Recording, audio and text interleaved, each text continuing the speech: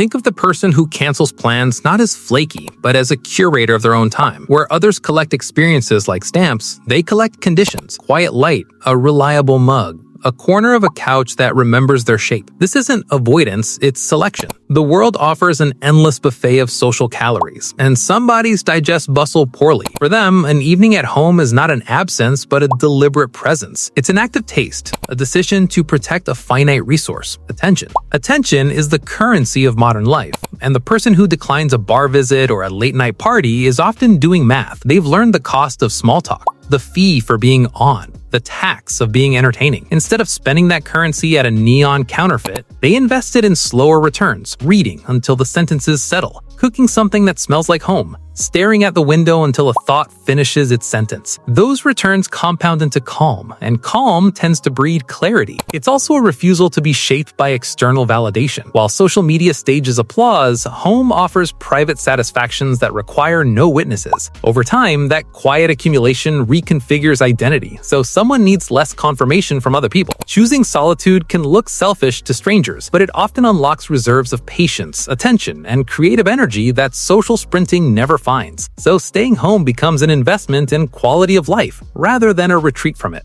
Beneath the surface of preference lies wiring. Some nervous systems are tuned to high volume, others to low. Extroversion and introversion are shorthand for how we seek and recover stimulation, but they aren't a moral scale. Introverts don't hate people. Their nervous system simply registers social input as a slow bleed of energy rather than a quick caffeine spike. For those of heightened sensitivity or anxiety, the outside world can be unpredictably loud. Sudden noises, unexpected encounters, microaggressions that pile up like unpaid bills. Home, by contrast, is a controlled laboratory where variables can be adjusted. Light, sound, temperature, the pace of conversation, the length of a pause. This predictability reduces cognitive load and frees mental bandwidth for deeper work. Research repeatedly ties solitude to creativity. Quiet allows ideas to incubate without immediate performance pressure. When a novelist sits alone, they are not hiding. They are letting connections form between fragments of thought. When a problem solver retreats to an empty room, they are building mental scaffolding without interruption. That doesn't mean solitude cures everything. Loneliness, depression, and trauma can make leaving the house feel impossible, not optional. But for many who choose quiet, the decision is regenerative. Valuing solitude is not the same as rejecting community. It's a recalibration of energy budgets. So social interactions are meaningful rather than obligatory. They are choosing depth over display.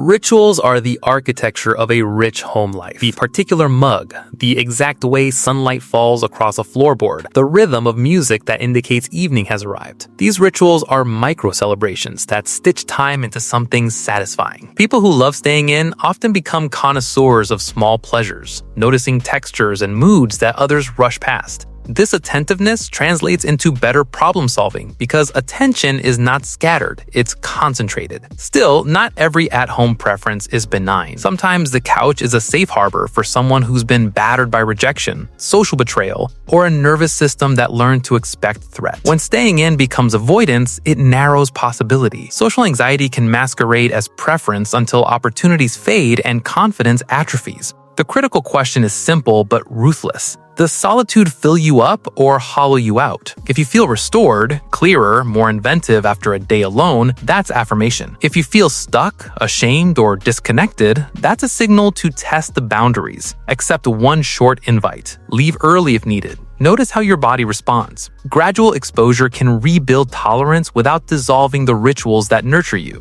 And if depression or trauma underlies withdrawal, professional support is a reasonable, courageous step, not a condemnation. Community need not mean constant presence. It can be seasonal, selective, and deeply intentional too. Let us stop flattening people into categories of lame or antisocial, and instead honor the economies of attention each person manages. Staying in can be an antidote to performative living, a way to say no to obligations that don't align with inner values. This isn't a manifesto for isolation, but a recognition that depth often requires absence. If culture prizes visibility, solitude prizes integrity, the courage to curate life toward what actually matters. There are pragmatic wins.